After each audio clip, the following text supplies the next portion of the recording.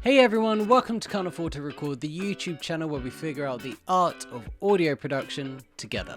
And today's video is around a concept and really a mentality that I wish I'd tried sooner. If you find yourself often in your studio working on the same song, mix after mix after mix, getting so tired of it, but yet you're still not feeling like it's ready to send off to the client or the band or even just to your phone, then I want to tell you about this discovery I just made. I can easily throw 10 hours at a mix, which to be honest just seems so ridiculous saying it out loud, but you know what, when you're trying to get into the zone, time moves fast, and we all know that one studio hour is like 3 real world hours. So recently I decided to head over to producelikeapro.com and find some multi-tracks of a song that took my fancy and see if I could do a little challenge with it. And I landed on this song. It's called Wild Ones by Me and the City. And the challenge I was going to do was to see if I can mix this entire song in 3 hours. I think we've all heard from great mixing engineers time after time that you just got to move quickly through a mix. And I feel like I really do understand what they mean by that now. So the only sort of deal I made with myself was it didn't have to be one 3-hour chunk. I could split it up into different sort of time sections if I needed to. That would work well with my day. Just so happens I did 3 1-hour sessions over the course of 2 days. And as you can imagine, it was a pretty predictable order of events. It was importing the audio, making sure everything was in phase, making markers for the song so I could navigate it easily, doing some balancing, doing some panning as well, and then just doing some editing and getting rid of some of that dead audio space and making some fades and sort of just getting it looking like a session. Now the second hour was mainly me listening to the song and really deciding what needs to be EQ'd and what needs to have some compression on it. And also being okay if something doesn't need to be EQ'd or compressed. Like this guitar track here, it just worked in the song and I just didn't have a justified reason for doing anything to it, so I just left it as it is.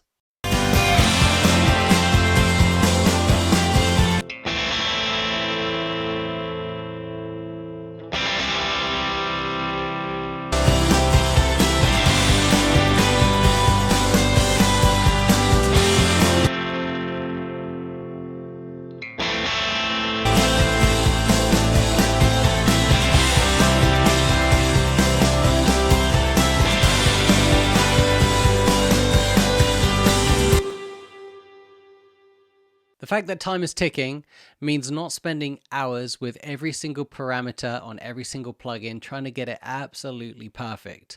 When it came to doing the vocals, I went to the loudest part of the song and I just EQ and compressed until it sounded good, and I did my absolute best to not be in solo.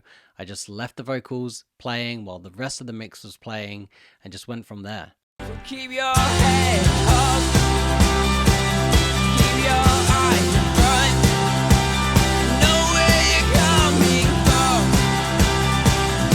Don't be afraid. Go ahead and fall in love. Run with the wild ones. There's so much you haven't done. It's not too late. So keep your head up. Keep your eyes in front. I know where you're coming from. Don't be afraid. Go ahead and fall in love. Run with the wild ones. And throughout this part of the session, I was using my Metric A/B plugin from Plugin Alliance. And it's a really wonderful A/B plugin that allows you to just sort of compare your mix to maybe the original song. And that was really helpful just to get an idea of how things were panned in the original. Did I also want to recreate that kind of feel, or did I want to use the comparison to try something else instead? The next day I came back into the studio and I started the third hour of this mix. And I started off by just listening to the whole song and not doing anything. If you're anything like me, you'll try and listen to the mix all the way through, but instantly stop when you hear something to try and fix it. When really, you just kind of need to hear the whole thing first. That's what I did. I just let the whole mix play. I took some notes about what I was liking, what I wasn't liking, what still needed some work. and then I started going through that list. This was also the time I also got rid of the AB plugin, because as good as it is, I don't want to rely on it. It's very easy to keep checking your mix against other things, and I got to the point where I was really happy with it and I didn't want to do any more comparisons, and I kind of wanted to get creative. And for me, this kind of meant going to the last chorus where the singer's really going for it, adding a ton more reverb, and then actually panning the reverb and the vocals, you know, going from the left to the middle to the right, just bouncing around. I just thought it added some cool atmosphere, and I was really excited about what it was doing.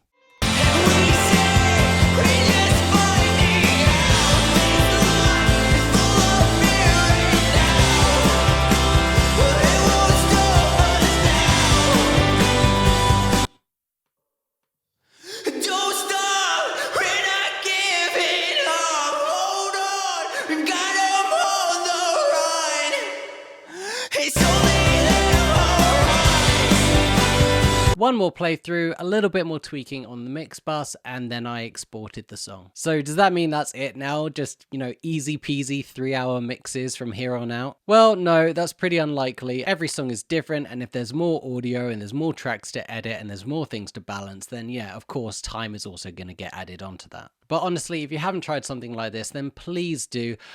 I actually didn't realize sort of how much of a slog mixing had become for me before trying something like this. And I was still really enjoying mixing, but now that I've had this sort of new approach to it and just moving quickly through the plugin moves and just not driving myself crazy deciding if, you know, the reverb needs to be on 25% wet or 27% wet, you know, just making a decision and going through with it. And then, hey, if it needs to be changed, you can always go back and change it.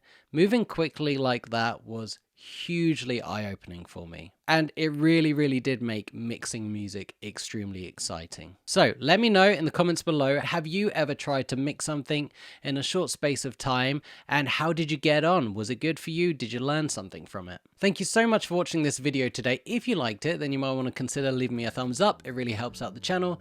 And if you like it more than that, then you might want to subscribe right here on Can't Afford to Record. I'll see you soon.